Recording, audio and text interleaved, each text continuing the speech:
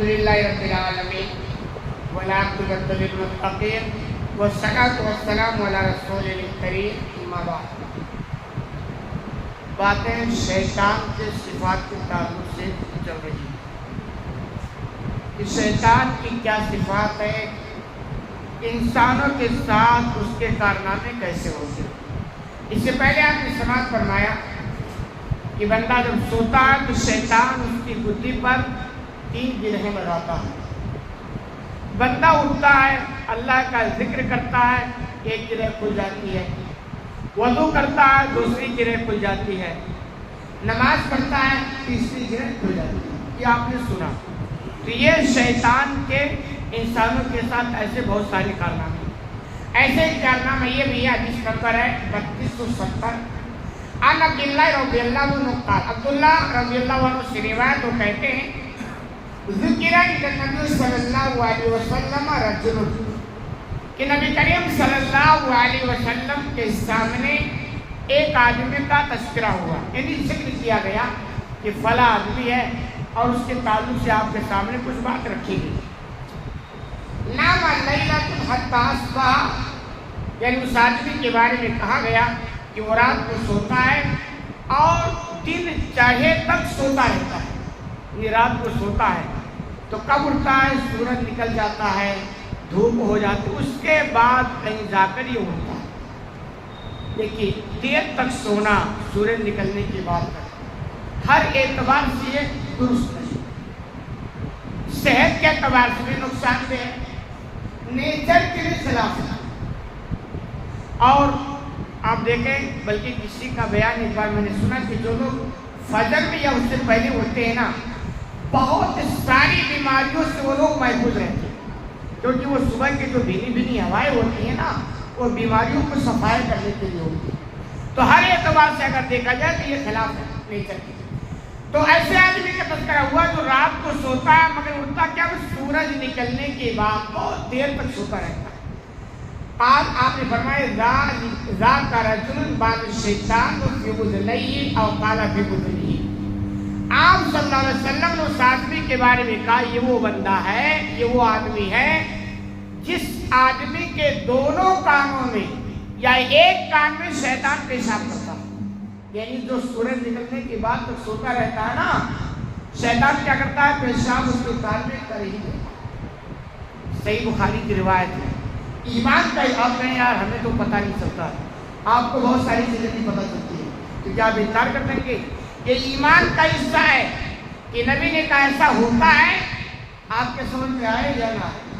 ایمان سمجھ میں نہیں ہے، ایمان تو ایمان ہے۔ شیطان پیشاب کرتا ہے، آپ کو شعور تک نہیں ہوتا۔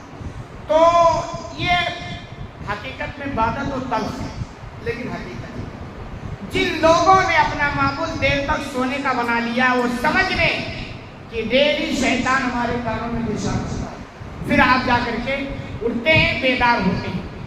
اور یہ ہوتا یہ ہے کہ بندہ جو فجر میں نہیں اٹھتا تو گویا اس کو اللہ کی توفیق نہیں ہوئی، کیونکہ توفیق کے بغیر کچھ ہوتا بھی نہیں۔ ایک عالم سے کسی نے سوال کیا کہ یار میں تو 4 وقت کی نماز تو پڑھتا مگر فجر بھی نہیں اٹھ پاتا، تو انہیں بردستہ جواب دیا کہ اللہ تم سے ناراض ہے، تمہیں توفیق نہیں دے رہا کہ تم اٹھ سکو۔ پھر کیا ہو رہا؟ پھر دیر تک بندہ سوتا ہے اور شیطان پیشاب کرتا ہے۔ اچھا، اب ایک حقیقی مومن جس کو اس پر ایمان ہو، کیا وہ سو سکتا ہے یار ہم سوئیں شیطان آئے کان میں پیشاب کرے؟ یہ گوارا کرے نہیں۔ یا تو ایمان کی کمی ہے، بالارادہ تو نہیں سو سکتا ہے کہ صاحب وہ پلانے کے ساتھ سوئے کہ میں سورج نکلنے کے بعد اٹھوں گا، کیوں؟ اگر اس کو یقین ہے کہ کان میں شیطان پیشاب کرتا ہے، پیشاب چاہے کو نفرت، اپنے پیشاب چاہے کو نفرت ہے، یہ نیچر ہے، وہ شیطان کے پیشاب کو کیسے برداشت کرے گا؟ آپ کو پتہ لگ جائے کہ کوئی بندہ یا صبح آ کر کے میرے سر میں پیشاب کر کے چلا جاتا ہے، آپ کو بعد میں پتہ چلتا ہے وہ کر کے چلا جاتا پھر، لیکن آپ کو پتہ نہیں چلتا کون کر رہا ہے، لیکن آپ 2 دن سے نگرانی لگ جائیں گی، یار تو اتنا گئے گزرا ایسا سو اور کوئی آئے پیشاب کر کے چلا جائے مجھے پتہ نہیں چلے، کل سے میں نگرانی کرنا شروع ہوں۔ شیطان کے بارے میں اللہ کی شکر ایسا ہوتا ہے، لیکن ہوتا کیا؟ جب انسان کے اندر احساس ختم تو سب کچھ برداشت ہوتا ہے، جب احساس ختم تو سب کچھ برداشت ہوتا ہے۔ جیسے ہوتا ہے کہ بندہ جب اللہ بندے سے ناراض ہوتا ہے نا تو اس کے اندر سمجھنے سوچنے کی صلاحیت ختم ہو جاتی ہے۔ کارنامے کیسے؟ جیسے اللہ کا یہ پکار ہے کہ بندو صرف تم میری بندگی۔ اچھا اب جو لوگ کیا کرتے ہیں اللہ کی بندگی نہیں کرتے نا تو اللہ اس کو دھکا دیتا، پھر وہ نہ جانے کس کی بندگی کرتے ہیں، کچھ اللہ پتا نہیں۔ یہاں تک کہ آپ دیکھیں گے گوبر کی بھی وہ بندگی کرتے، کتنی کی بھی بات ہے ہوتا ہے۔ اللہ کہتا جب تجھے میرے سامنے جھکنا منظور نہیں ہے تب تجھے ایسے ہی ایسے جھکا۔ تو ایسے معاملہ ہے، اللہ کہتا ہے بھئی جلدی اٹھو، زندگی کی ابتدا ہماری عبادت سے کرو، نہیں اٹھو گے تو لوگ شیطان تمہارے کان میں پیشاب کرے گا، شیطان تمہاری کنڈی پر گرے لگائے گا اور وہ کھلے گا بھی نہیں۔ اب تمہاری ساری زندگی شیطانی ہوگی۔ اور غور کیا جائے نا تو انسانوں اور خاص طور پر مسلمانوں کو کارنامہ دیکھا جائے اور اس حدیث پر نگاہ رکھی جائے تو بات سمجھ میں آتی ہے کیوں ہمارے اندر نگاہ ہے، کیونکہ شیطان پر کام پر تسلط ہے۔ کیوں ہمارے کارنامے الٹے سیدھے؟ اس لیے کہ شیطان کا مکمل کنٹرول ہمارے اوپر ہے۔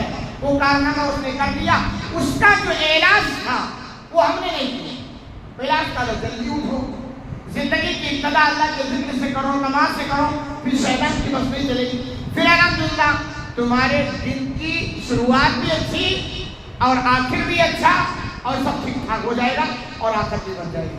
تو حقیقت میں ہمیں یہ ساری باتیں سمجھنے کی ضرورت ہے اور اپنی زندگی میں لانے کی ضرورت ہے۔ اللہ رب العالمین سے دعا ہے کہ العالمین تمہیں کہنے سے زیادہ عمل کرنے کی توفیق عطا فرما۔